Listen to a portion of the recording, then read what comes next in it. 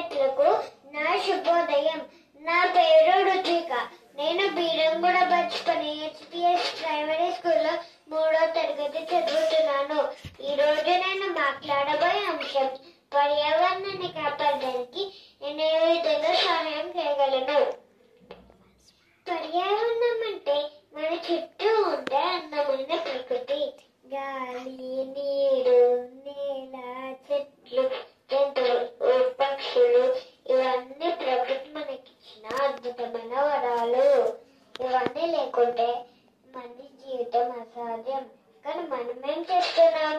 అడవులు నడుకుతున్నాం, నదులను కాలుష్యం చేస్తున్నాం, ప్లాస్టిక్ వాడకంతో మన భూమిని పాడు చేస్తున్నాం. ఇవన్నీ మన భవిష్యత్తుకు, మానవ మనుగడకు ప్రమాద సంకేతాలు. ప్రకృతిని కాపాడుకోవడం మనందరి బాధ్యత. ఆరంభం ఏదైనా సరే అదొక్కడుగుతోనే ప్రారంభం అవుతుంది. బాధ్యత గల పౌరాలిగా, ప్రకృతి ప్రేమికురాలిగా నువ్వు తొలి అడుగు పర్యావరణ పరిరక్షణ పైనే. అందుకు ముందుగా నేను చెట్లను నాటుతాను. ఎందుకంటే పచ్చదనానికి తొలినట్లు చెట్లు కాబట్టి. అవును, నేను ఒక చెట్టు నాటితే అది 100 మందికి ప్రాణమైన ఇస్తుంది.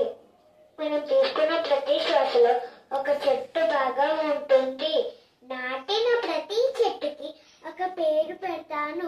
అలా పెద్దదాన్ని మనం ఎప్పటికీ కత్తిరించలేం కదా. నగరాల శబ్ద కాలుష్యం భూమి ఊపిరిని తగ్గిస్తుంది. నేను ప్రతి వారం ఒక నిశ్శబ్ద గంట ఉండేలా చూస్తాను. అప్పుడు అన్ని వాహనాల శబ్దాన్ని ఒక్కసారిగా ఆపేస్తాను. అప్పుడు ప్రకృతి హాయిగా శ్వాస పీల్చుకుంటుంది. అంతేకాదు, నేను నీటిని చాలా పొదుపుగా వాడతాం, వృధా చేయను.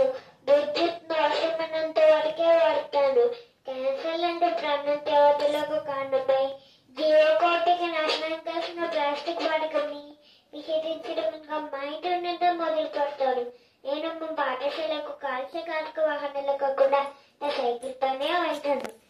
నా చుట్టూ ఉండే పరిసరాలు శుభ్రంగా ఉండేలా చూస్తాను. చెత్త ఎక్కడ పడితే ఎక్కడ వేసేవాడిని హెచ్చరిస్తాను.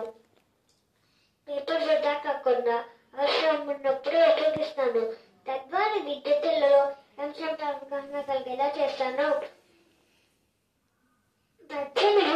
పచ్చని భూమి మన భవిష్యత్తుకు అర్థం. దాన్ని శుభ్రంగా ఉంచడం మన చేతుల్లోనే ఉంది. మనం ప్రకృతిని రక్షిస్తేనే అది మనకు రక్షణగా నిలుస్తుంది అనే నినాదాలతో ప్రజల్లోకి వెళ్తాను. వాళ్ళలో మార్పు కృషి చేస్తాను.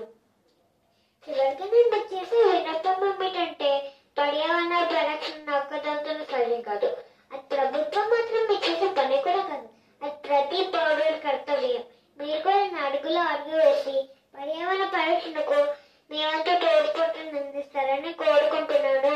ప్రకృతిని ప్రేమిద్దాం, పర్యావరణాన్ని కాపాడుదాం, మన భూమిని రక్షిద్దాం. ధన్యవాదాలు.